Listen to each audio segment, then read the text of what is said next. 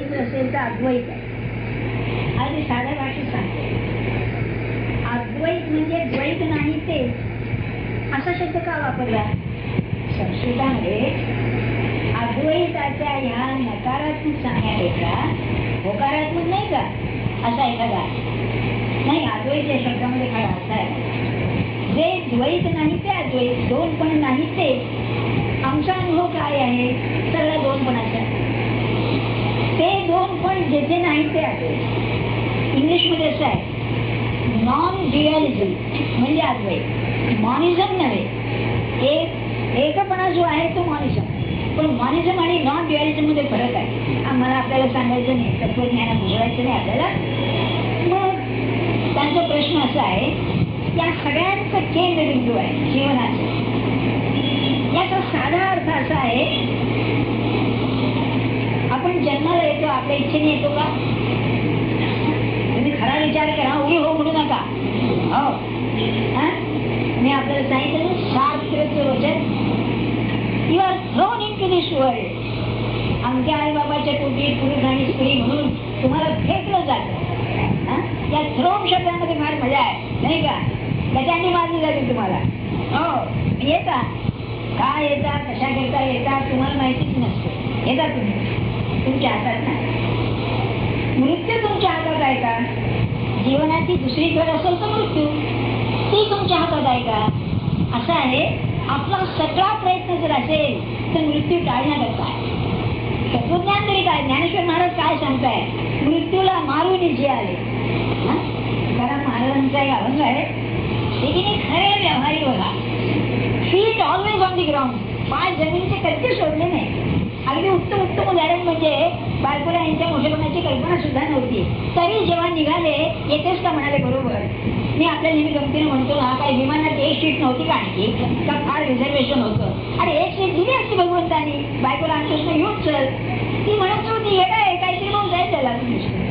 सांगण्याचा हेतू काय आपल्याला, की हे सगळं बोलत असताना व्यवहार शोधित नाही. मग अद्वैताचा व्यवहार काय आहे?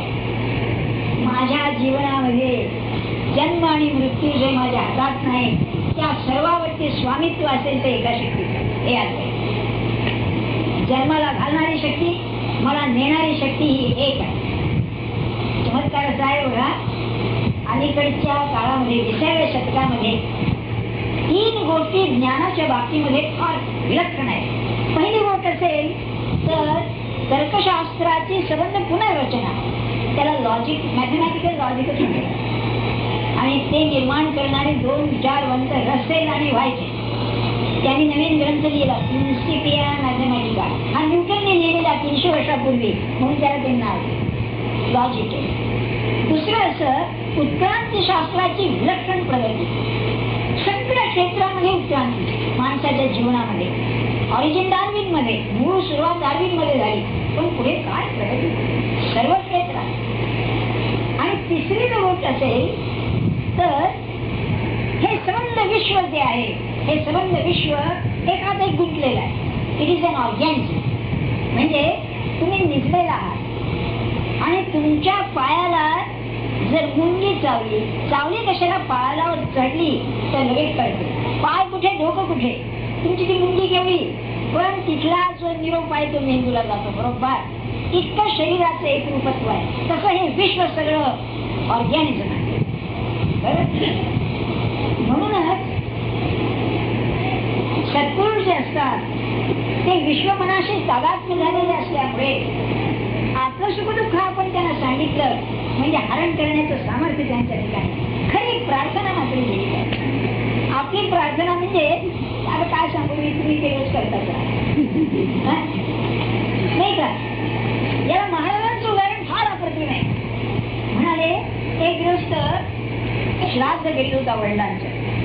ते आपल्याकडे धर्मशास्त्रात असं आहे, धर्मशास्त्र आणि अध्यात्म निराळा आहे बरं का फार, ते कर्मकांड आहे सगळं. त्यात असं असतं की तुम्ही ज्याचं श्राद्ध करता त्याला पाणी द्यायचं असतं. आपल्याकडे पाणी द्यायला म्हणतात ना, तर आपल्याकडे असं ठरवलंय, बोट प्रत्येक बोट ठरलेली आहे, कोणचं बोट पूजेचं, कोणचं बोट पितरांचं वगैरे. तर तिला अंगठ्याने पाणी द्यायचं असतं. म्हणजे अंगठा पाणी हातात घ्यायचं आणि अंगठा वाकडा करायचं, म्हणजे ते पाणी अंगठ्या उलवायचं. म्हणजे ते पितं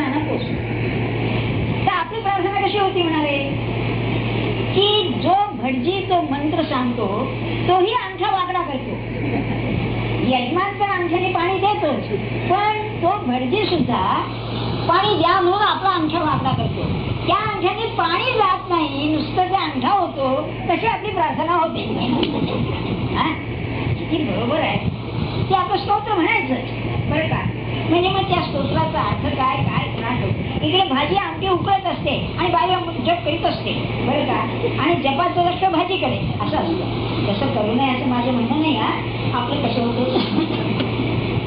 तेव्हा सांगण्याचा मुद्दा असा की हे ऑर्गॅनिझम आहे. ऑर्गॅनिझम याचा अर्थ असा की जे प्रोसेस, त्याला मराठीमध्ये प्रक्रिया म्हणतात. प्रक्रिया म्हणजे प्रोसेस. याची गंमत अशी आहे की प्रोसेस इज सेल्फ इन्व्हॉल्व. हे सगळं इंग्रजीत का सांगावं लागतं. शास्त्र सगळं तिकडे डेव्हलप झालं आहे. तिथे नुसतं त्याचं भाषण दुसरं घडवत. म्हणजे जन्माला आल्यानंतर सुरुवात प्रक्रियेला, प्रोसेसला, मृत्यूमध्ये अंत त्याचा. तर जेथे तुमचा आरंभ आणि अंत तुमच्या हातात नाही, तिथे मधल्या गोष्टी तुमच्या हातात असणं हे अति तर्कदृष्ट आहे. तर त्याला मान्य नाही. ते तसंच व्हायचं. म्हणजे म्हणून एक उदाहरण सांगतो आपल्याला. एक ग्रस्त होते दापके नावाने. ते याला होते नागपूरकडे. त्या जंगलाचं नाव मला आठवत नाही. नागपूरचं आणि जंगलाचा संबंध या काही तसं समजू नका. तिथे लोक जंगली आहेत असं माझ्या म्हणण्याचा हेतू नाहीये काही. ते जवळपास कुठेतरी जंगल आहे. तिथे हे ग्रस्त, हे पैलवान, हे ग्रस्त एकदा सहज गमत म्हणून दिले होते आणि अंगावर एक चित्ता आला बरं का. बिबळ्या वाघ म्हणतात ना तो आला. तेव्हा हा दांडा मनुष्य त्याने त्याचं नरड दाबलं बघा. धरलं त्याला. तो काही करू शकला नाही, पण त्याचे जे पंजे होते ते शरीर फाडलं त्याचं बरं.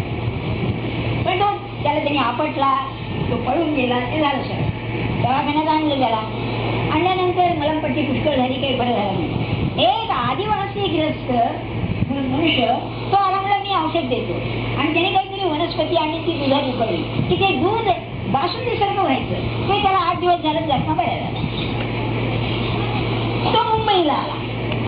आता राहायला इथे येऊन राहिला. मला वाटतं त्या शरीरातले मास्टर सुद्धा हे त्याच्या साधारण 30-35 आहे. पुढे इथे आला, नोकरी लागली, 60 वर्ष झाली आणि पुढे त्या ज्या जखमा बऱ्या झाल्या होत्या त्या उकलायला लागल्या बरं हळूहळू. काय करावं तेव्हा त्या काळात डॉक्टर भडकमकर म्हणून म्हणजे अश्विनीचा हात वैद्यराज ते त्यांना दाखवलं. ते पाहिलं वजन म्हणले तुमचा इतिहास सांगा. तेव्हा त्यांनी ते सगळं सांगितलं आणि त्यांनी सांगितलं की त्यावेळेला जे तुम्हाला विष अंगात गेलेलं आहे ते विष आता बाहेर गेलं. हा काय म्हणाला अहो इतक्या वर्षाचं हे. अहो म्हणले असंच आहे. देहामध्ये लहानपणी तुम्ही जे खाता पिता त्याचा परिणाम जन्मभर राहते. दिस इज ऑर्गॅनिक. याला ऑर्गॅनिझम असं म्हणतात. तुम्हाला माहितच आहे ब्लड प्रेशरच्या गोळ्या घेऊन घेऊन काय त्याचे परिणाम होतात ते सांगायला नकोच आहे तुम्हाला नाही का. तो ब्लड प्रेशर कमी होतं नसतं त्याच्यानं निर्माण होतं काहीतरी. म्हणजे एक करायला जावं ते एक होतं. हे का मी सांगतो.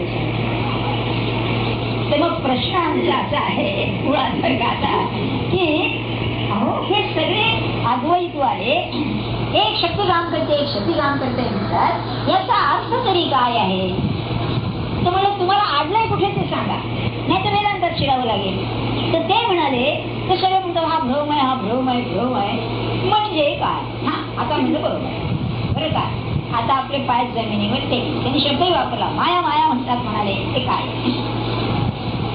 असं आहे बघा की तुम्ही जर रेल्वेतून चाललात तर कुठे मोठ्या मोठ्या जागी जाहिराती लावलेल्या असतात. जाहिराती मोठ्या अशी एक हमाम साबणाची जाहिरात आहे. आता बरेच दिवसांनी पाहिली नाही कल्याणच्या तिकडे कुठेतरी आहे हमामची. आणि त्यात लिहिलंय काय हमाम साबण वापरा तुमची कातडी अतिशय मुलायम होईल बरं का. गंमत काय झाली एकदा आम्ही केमिस्ट्री दुकानात गेलो होतो कशाला तरी. तिथे एक ग्रस्त आले हमाम साबण देऊ. कशाला मी म्हणलं क्यों हमाम क्यों आप जाहिरात. तर म्हणजे जाहिरात आहे की कातडी मुलायम होते बरं का. तुम्हाला खरं वाटतं नाही तुम्ही खरं धरून चालता की नाही. त्याला नाव भ्रम.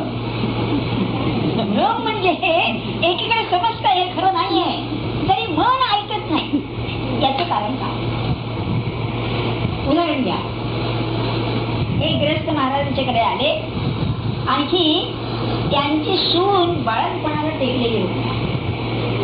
तेव्हा म्हणाले, बुवा काळजी वाटते, आता दिवस भरले तिचे. शाही काय म्हणाले, पण म्हणजे ती आहे कुठे? नाही म्हणजे मुलगा वेगळा, एकुलता एक मुलगा वेगळा. पुन्हा म्हणाले, अरे पण मग काय कारण काय झालं? आज तिला आमच्याजवळ राहायचं नाही हो म्हणाले, आम्ही तिला नको आहोत. महाराज काय म्हणाले, तुम्ही तिला आपले वाटत नाही म्हणूनच ते वेगळे राहत म्हणाले ना. अशा सुनेला दिवस भरल्यानंतर तिची काळजी तुम्ही करता, याला कारण काय होणार? याला कारण भ्रम. भ्रम भ्रम म्हणजे काय नाही का? भ्रम शब्दाचा अर्थ चक्र खाणं. भ्रमिष्ठ म्हणतो ना आपण. भ्रम म्हणजे फिरणं. चक्रम भ्रमती मस्तके, शास्त्र विचार नाही का?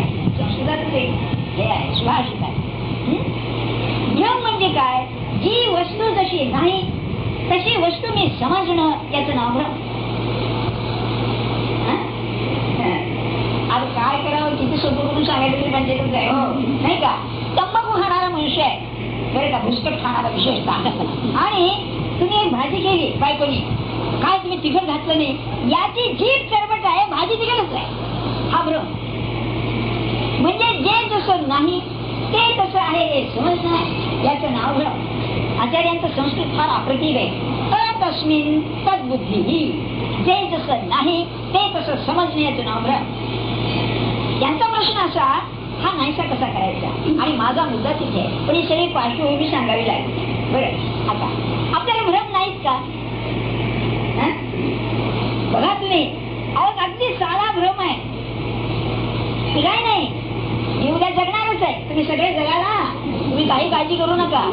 पण मला सांगा, उद्या माझ्या मनासारखं होणार आहे त्या कोणत्या आधारानं तुम्ही म्हणता? अगदी आजार बिजार जाऊ द्या, एखादा ऍक्सिडेंट झाला तर मुंबईमध्ये काय ते आता पेपर मध्ये आलंय ना की पुन्हा काहीतरी ते काय RDM का काय येणार आहे, नामकरण सांभाळा, नामकं करा, तंत्र करा आहे ना. मग मी किती निर्धास्त आहे? हा भ्रम नव्हे का? नाही, याला युरोपियन लोकांनी फार छान सांगितलं. निसर्ग कसा आहे हे लोक विचार म्हणतात बघा. निसर्ग म्हणजे नियम पाळतो आणि नियम मोडतो. निसर्गाला काय आहे? सामान्यतः तुमचे नियम बरोबर आहे, याला थिअरी ऑफ प्रॉबेबिलिटी म्हणतो. हे होणं शक्य आहे 80%, 90%, 100% नाही. तर उद्या सूर्य उगवेल हे तुम्ही धरून चालता.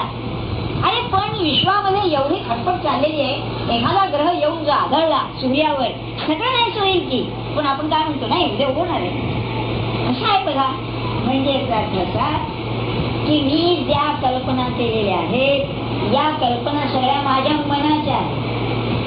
बरं, एक उत्तम उदाहरण सांगतो आपल्याला. आधी मी सांगितलेलं आहे, पुन्हा सांगतो की मानसशास्त्र दोन जमले आणि मनाचा शरीरावरती काय परिणाम होतो याचा त्यांनी ठाव घेतला. तेव्हा एक मनुष्य टेबलावर आणला आणि त्याच्या अंगठ्याला सुई बोचली. हे रक्त घेताना, थेंब घेताना नाही का सुई बोचतात, त्यांना रक्त घेतात, तसं नुसती सुई बोचली आणि त्याचा हात खाली, तो उदाहरणा निजलेला. आणि दोन डॉक्टर म्हणून काय रक्त चालले, काय रक्त चालले, एक थेंब आला होता फक्त, काय रक्त चालले, त्याचा हात फेल व्हायला लागला. बघा, एक थेंब येऊन सुद्धा त्याचा हात फेल व्हायला लागले. त्याचं नाव भ्रम.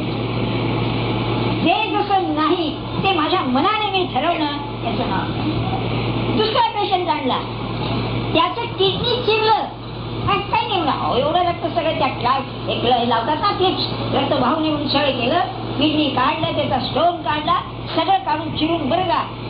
आणि बोरा एवढा दगड, लहान नाही, असा बोरा एवढा, काही म्हणजे मामूली आहे सगळं. आमचं पेशंट लोकल त्याला हे दिलेलं अनेस्थेसिया, काय नाही म्हणला, काय आहे बघा, होय ना, हे कसं होतं? आता त्यांना उत्तर देतो. कसं होतं, याला इंग्लिशमध्ये हिप्नोटायझेशन म्हणतात. माझ्या मनामध्ये काहीतरी सूचना येते आणि त्या सूचनेला मी धरूनच चालतो. हे असंच आहे, नोकरी लागली की पेन्शन मी घेणारच, धरूनच चालतो. अलीकडे अशी गडबड झाली बघे की रुपयाची किंमत कमी झाली ना, नाही का, त्यामुळं का हो तुम्हाला पेन्शन किती मिळेल? 1000 रुपये पेन्शन आहे, आम्ही 2 माहिती काय कमी आहे, आणि रुपयाची किंमत कमी झाली, आता कसं व्हायचं? म्हणजे रुपयाच्या किमतीवर माझा संसार अवलंबून आहे हा भ्रम माणसाला काढते.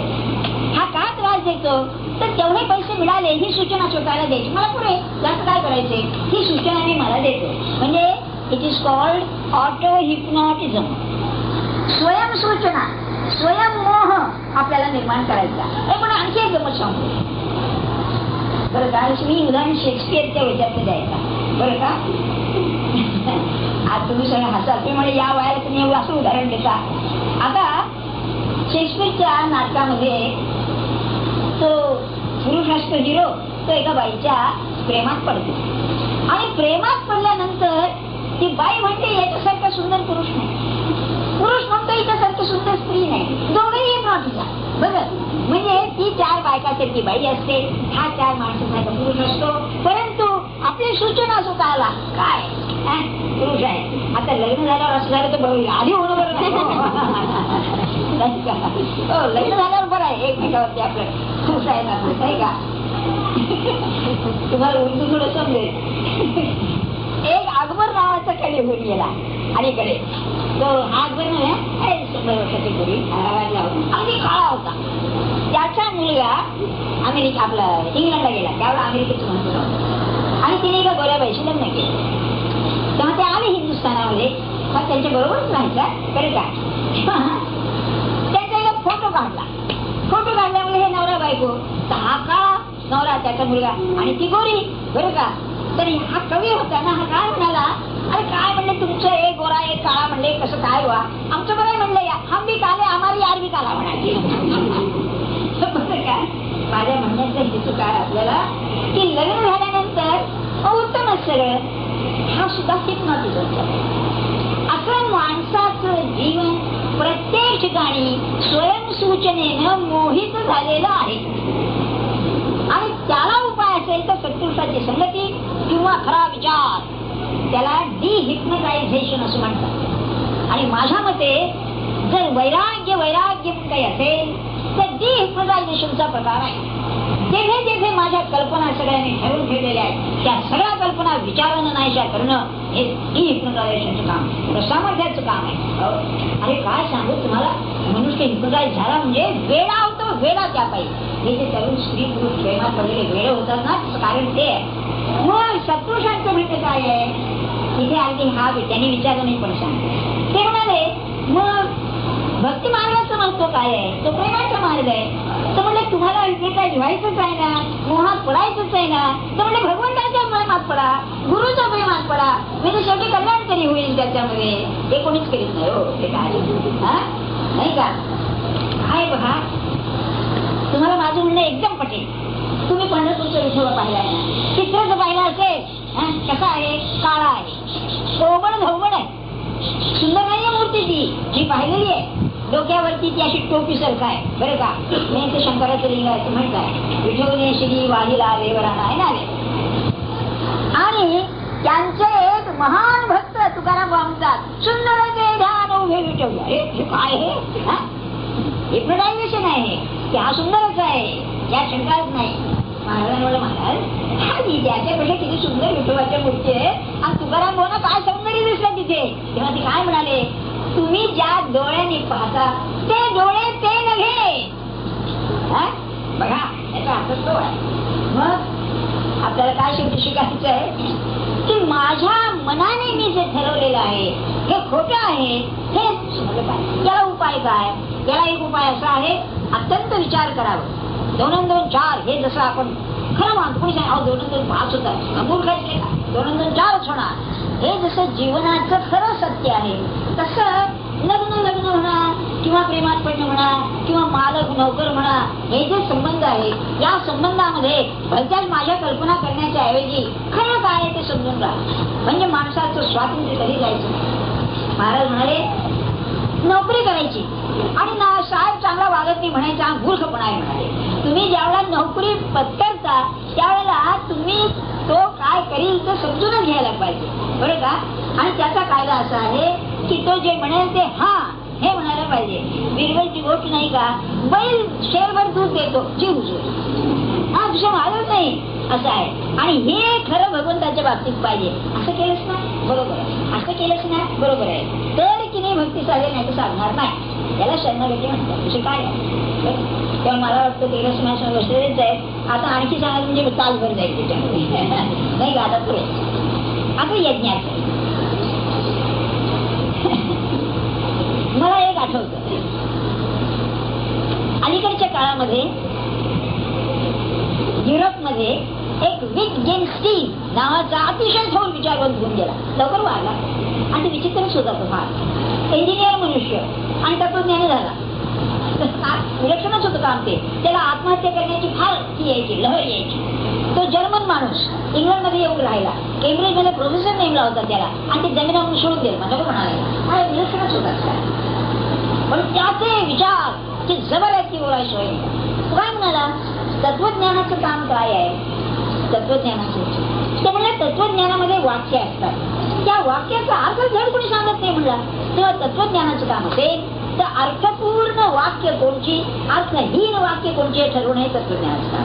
असं तत्वज्ञान त्याचं एक वाक्य त्याच्याशी संबंध आहे म्हणून सांगतो ना, तेव्हा मी आपल्यामध्ये त्याचं वाक्य असं आहे, इंग्लिश सांगतो आधी, that which cannot be said should pass over in silence. म्हणजे मराठीत जे सांगणं शक्य नाही ते केव्हाही सांगूच नाही.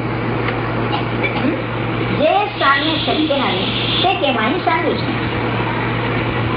आता गंमत अशी आहे, काय कारण होय म्हणायचं, तर जे सांगायचं शक्य नाही ते तुम्ही सांगितलं तर ऐकणारे लोक काय करतात, त्याचा चुकीचा अर्थ करतात. एक चुकीचा तरी अर्थ करतात, नाही तर त्याच्यामधून भ्रम निर्माण करतात. बरं, तुकाराम महाराजांचा अभंग घ्या, राम म्हणे वाट चाली यज्ञ पाऊला पाऊली.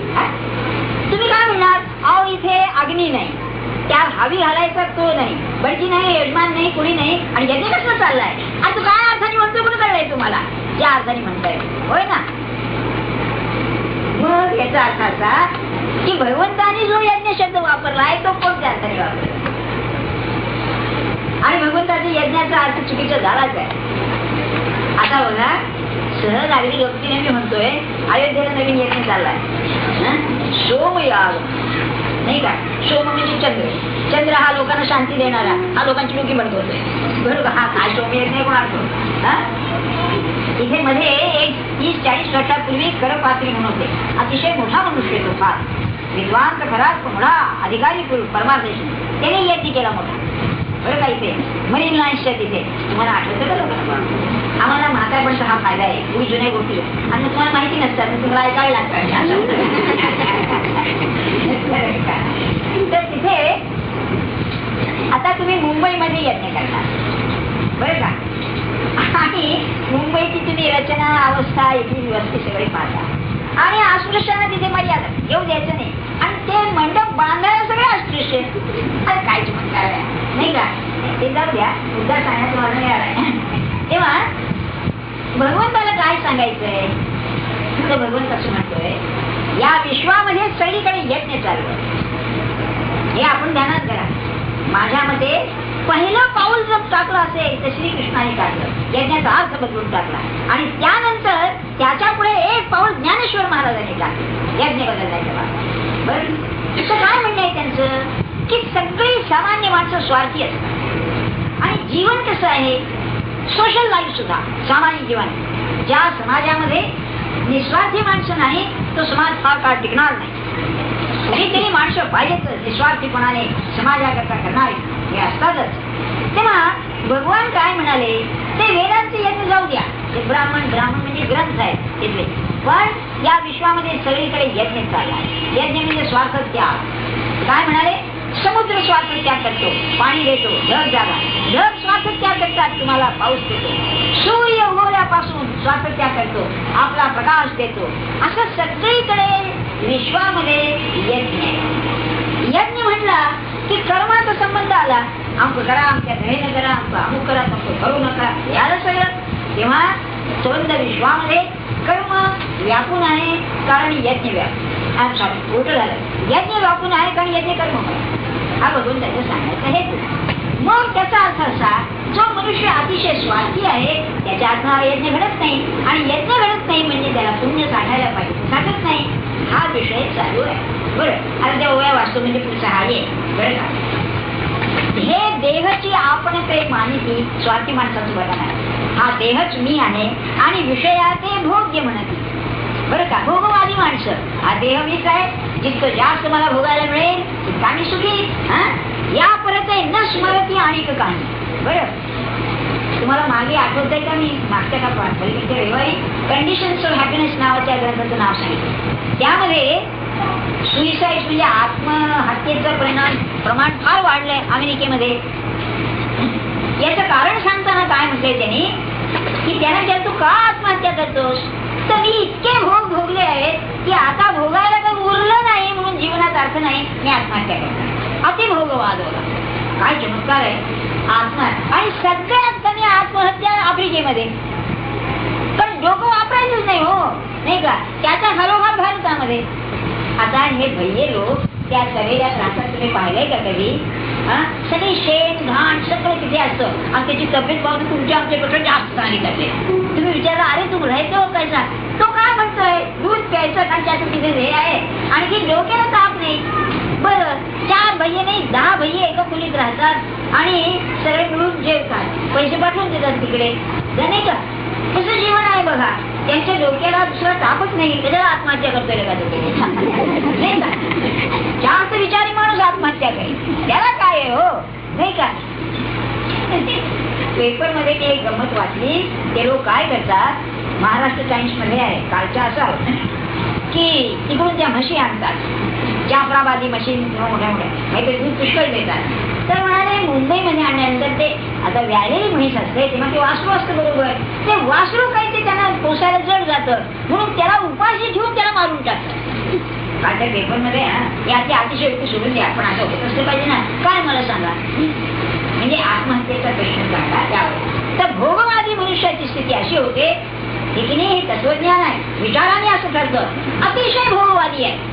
देह पुढे इतका थकून जातो की भोगायची इच्छा तर राहते आणि भोगता येत नाही अशी स्थिती होती. पण तुमच्या आमच्या सारख्या सामान्य माणसांना जीव ऐकत नाही आणि सोसत नाही आणि खायला मागतो आणि मग हातून घाण करतो, अशी स्थिती होती बघा आपण. म्हणून नाथानी काय, समर्थानी काय, ज्ञानेश्वर महाराजांनी काय, जीव आवरा बाबा, जीव आवरा म्हणून 1000 वेळा सांगितलं. पण याही पेक्षा महाराजांचं वाक्य म्हणजे आहे की गोळीबार. महाराज म्हणाले, ज्याने जीभ जिंकली त्याने अर्धा परमार्थ जिंकला. आणि जिभेची कामं 2, खाणं आणि बोलणं, आणि या दोन्ही गोष्टी ढिल्या होऊन जातात म्हातारा, नाही का. तो बोलायला लागला म्हणजे गाडी कोणत्या लाईनीवरून कुठे जाईल याचा म्हणता नाही.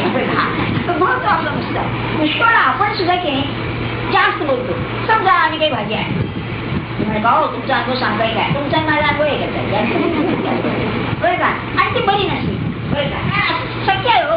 प्रत्येक वेळेला चांगली भाजी मिळेलच काही आहे ना, आपल्याला एक तेवढी आकल पाहिजे ना, तो फसवणारच आपल्याला, नाही का. पण मग सांगत मग भाजी बरी नव्हती, त्याचं जे लॉजिक आहे संबंध, ते असं झालं नसं झालं, घेऊन झालं तेवढं झालं, हे 15 मिनिटं व्याख्यान द्यायची काय कारण आहे. हे तरुणपणीचं होतं तर म्हातारपणी काय होईल, विचार करा आपण. म्हणून ज्ञानेश्वर महाराजांनी भोगवादाचं जे वर्णन केलेलं आहे, खरोखर त्या पुरुषाची विजन काय असते. पुढे म्हणाले, हे यज्ञोपकरण सकळ नेमक साते बरळ, अहम बुद्धी केवळ भोगू पाहते. अरे यज्ञ कशा करता करायचा, आणि बोलतो काय, अग्नये इदं मम, असं त्याचा मंत्र आहे 10 वेळा. प्रत्येक गोष्ट देताना अग्नये तुझ्या करता आहे, माझं नाही, इतकं मी पणाला काय. म्हणून म्हणताय, अहम बुद्धी केवळ भोगू पाहते. इंद्रिय रुची सारिखे करविती पाक निके. काय सांगायची जरूर होती ज्ञानेश्वर महाराजांना, किंवा आपल्या जिभेला आवडेल असं स्वयंपाक तयार करायला लागतात. इंद्रिय रुची सारिखे करविती पाक निके, ते पापीय पातके सेविती जाणे. अरे बापरे, पापाचं सेवन करतात म्हणाले. तुम्हाला वाटेल ज्ञानेश्वर महाराजांना खायला मिळत नव्हतं म्हणून हे ऐकून आलतो. काय परमार्थ असा आहे, आपल्याकडे अन्नाला ब्रह्म म्हटलेलं आहे. अन्नम ब्रह्मेति व्यजानात, दुसराचा मंत्र आहे. म्हणून अन्नाला नावं ठेवू नये. आपल्या घरात सुद्धा आहे सांगतात की आपल्याला, अरे अन्नाला नावं ठेवू नये. हा, तुम्ही खाऊ नका पण नावं ठेवू नका त्याला, बरं का. अलीकडे असं आहे, पोल्युशन आहे, आमका आहे, तमका आहे, तुम्हाला सोसत नाही म्हणा, ते खाऊ नका पण नावं ठेवू नका. कारण त्याला नावं ठेवणं म्हणजे या विश्वकर्त्याला नावं ठेवण्यासारखं आहे. पण ज्ञानेश्वर महाराज म्हणतात हे पाप सेवन करण्यासारखं आहे. म्हणून ध्यानात ठेवा, तरुणपणीच केस पांढरे व्हायच्या आधीच जिभेवरती स्वामित्व या. बरं, मग हे संपत्ती जात आघवे हवनद्रव्य मानावे, मग स्वधर्म यज्ञ अर्पावे आदिपुरुष. आदिपुरुष म्हणजे परमात्मा. ते म्हणाले आपल्याला जी संपत्ती मिळालेली आहे ही जणू काय त्याला यज्ञाला देण्याकरता आहे.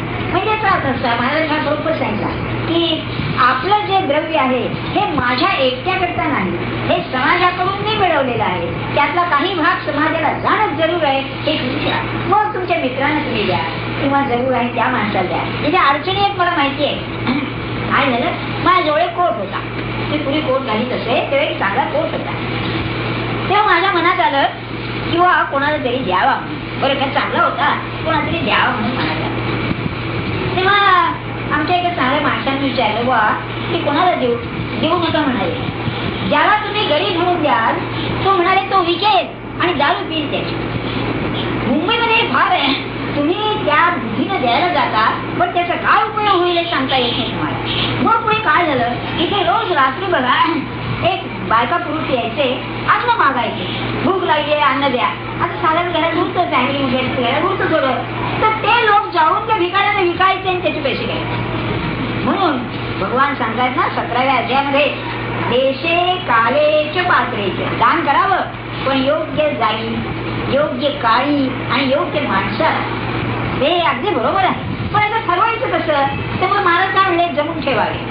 काय आपला वाटा वेगळा काढून ठेवावा आणि जिथे खात्री आहे तिथेच एकदम थोडे द्यावे. ते ठरवून जास्त देऊच नाही. सांगण्यात येतो काय, ज्ञानेश्वर महाराजांनी ते सांगितले आपल्याला. मग पुढे म्हणाले ते जन्म कर्म सकळ अर्जुनाची निष्फळ जैसे की अग्र पटळ अगाडींचे कोणचं का गळा असताना अजयचे तैसे जियाले देखे तयाचे जया अनुष्ठान स्वधर्माचे घडेचे ना. पुन्हा पुन्हा स्वधर्माचं ते महत्व सांगताय. आता ते मागचे 4 रविवारचे मागचं बोलले थोडं 2 मिनिटात सांगतो आपल्याला. तर काय हो स्वधर्म, स्वधर्म भाषा काय आहे. ज्या काळी ते होते त्या काळी जी भाषा होती ती भाषा वापरावी लागली, त्याला इलाज नाही. आपण आपलं जे आहे व्यवहारामध्ये त्याच्यामध्ये थोडा तरी विभाग करून दुसऱ्याला द्यायला पाहिजे. इंग्लिश मध्ये याला शेअरिंग म्हणतात. शेअरिंग याची गंमत सांगतो आपल्याला. बर्नर्ड शॉ होता ना, हा पहिला समाज, हा बरं का, म्हणजे सोशलिस्ट समाजवादी. ते पेरियन सोसायटी म्हणून होती ना, वेब नवरा बायको आणि हा काय विचारू नका. तेव्हा तो अतिशय मोठा वक्ता होता बरं का बर्नर्ड शॉ, जबरदस्त वक्ता होता. ते व्याख्यान देत फिरायचं. समाजवादाचं म्हणणं काय, सगळ्यांना सारखं समान वाटप झालं पाहिजे हे त्याचं. समाजवाद आणि समाज सत्तावाद कम्युनिझम यात फरक आहे. समाज सत्तावादामध्ये मालकी समाजाची आहे, इथे नाही. इथे तुम्ही मालक खरे पण तुम्ही वाटलं पाहिजे. You must share. किंवा एकदा व्याख्यान दिलं त्यांनी जबरदस्त. एक श्रोता होता, आज समथिंग टू आस्क, कधी विचारायचं काय बा म्हणाले. म्हणजे मला तुमच्या म्हणण्याचा अर्थ असा ना, शाळा म्हणाला की तुम्हाला 2 मोटारी असल्या तर मी 1 मोटार देऊन टाकली पाहिजे. अफकोर्स म्हणा, बरोबर. तुम्हाला 2 घरं असली तर तुम्ही 1 घर दुसऱ्याला दिलं पाहिजे समाजात. अफकोर्स म्हणा, बरोबर आहे. तुम्हाला 2 शर्ट असले तर म्हणजे 1 दुसऱ्याला द्यायला पाहिजे. न म्हणाला नाही. मोटारी 2 असल्या तर 1 द्या, घरं 2 असली तर 1 द्या, शर्ट 2 असल्या तर 1 का द्यायचा नाही. कारण म्हणा आज माझ्याजवळ आहे मोटारी 2 नाही तरी घडे. हा आजचा समाजवाद असा आहे. पार्टीचा समाज ते नाही द्यावं शेअर, माझं काय झालं परस्पर आहे. आपल्याकडे हलवायच्या घरात तुळशी बघ म्हणतात भगवंत झालं हे मान्य नाही ज्ञानेश्वर महाराजांना. तेव्हा स्वधर्म याचा अर्थ असा, आपल्याला आठवत आहे का काय होते बघा, ते मेल्या जन्माची कुळ मेल्याशिवाय जात नाही ना. आम्ही जन्मभर 30 वर्ष शिकवलं बघावं आणि पुष्कळ सगळे इंग्रजीमधून शिकलो आहे. काय त्या माणसांचे विचार आहे या व्यवहारात, काय सुद्धा विचार आहे ते कायमच्या डोक्यात बसले. आणि आता सुदैवाची दुर्दैव अजून विसरत नाही म्हणून सांगायचं काय होते. ते ब्रॅडनेस आहे त्याचे टेक्निकल स्टडीज म्हणून त्याचा अतिशय प्रसिद्ध ग्रंथ आहे. आपण ते शिकायला वाचावं आहे. त्यात एक 50-60 पानाचा हा आहे निबंध आहे. My station and its duties. Station म्हणजे रेल्वे स्टेशन नव्हे, स्टेशन म्हणजे स्थान. माझं समाजाचं स्थान आणि त्याच्या अनुषंगाने येणारी कर्तव्य, याला स्वधर्म म्हणायचं. बरं, स्वधर्म सांगण्याचा अर्थ असा, ज्या परिस्थितीत तुम्हाला घातलेला आहे समाजाने, त्याच्यामध्ये तुमच्या वाट्याला आलेलं जे कर्म आहे ते प्रामाणिकपणे करणं हा स्वधर्म. बरं, आई उदाहरण सुद्धा इतकी सुंदर केलं देतात. म्हणाले एक म्हातारी आहे आणि तिला अर्धांग वायू झालेला आहे, तर ती अंतरुणात पडली असताना तिचा स्वधर्म काय? काय सुंदर वर्णन आहे. तिचा स्वधर्म असा आहे की आपण तर काही करू शकत नाही, ते जे आपलं कुणी करील ते शांतपणे करून घेणं हे तिचं कर्तव्य आहे. आणि ते कठीण असतं बरं का.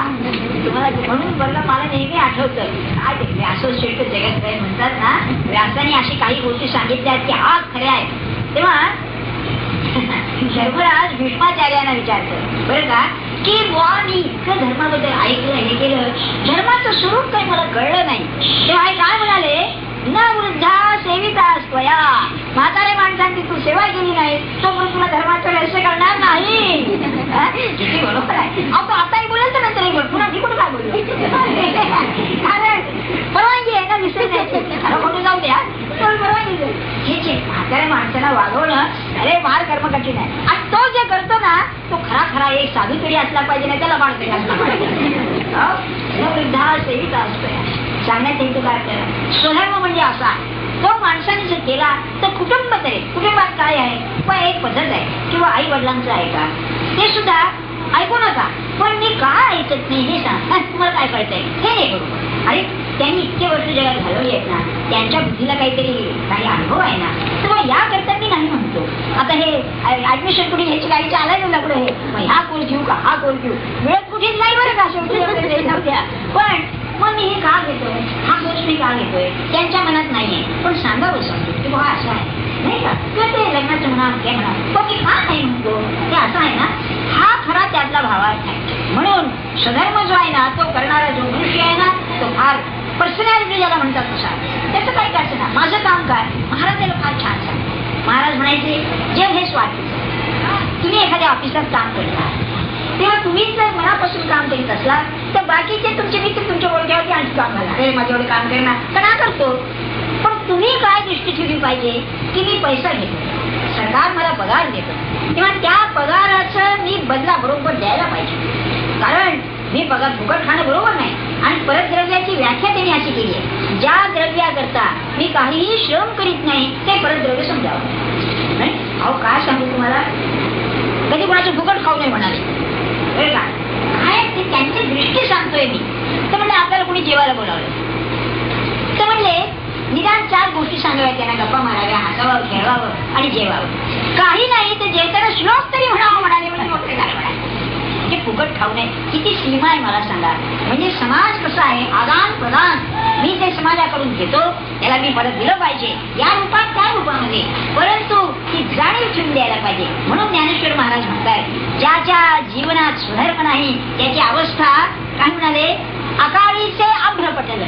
आधी आकाश भरलेलं आहे, भरच्या चोळी भरून आलाय, पाऊस पडत नाही, तसं याचं जीवन अंधारमय आहे. किंवा का गळा स्तन आजीचे, बकरी असते तिच्या गळ्याला स्तन असतात, त्याला दूध नाही दूध नाही अशी म्हण आहे. तेव्हा त्या स्तन आहेत खरे पण त्याचा काही उपयोग नाही. तसा जो मनुष्य स्वधर्मानं राहत नाही त्याच्या जीवनाला अर्थ नाही.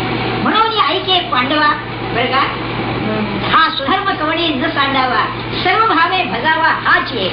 माझं कर्तव्य काय आहे त्याचे.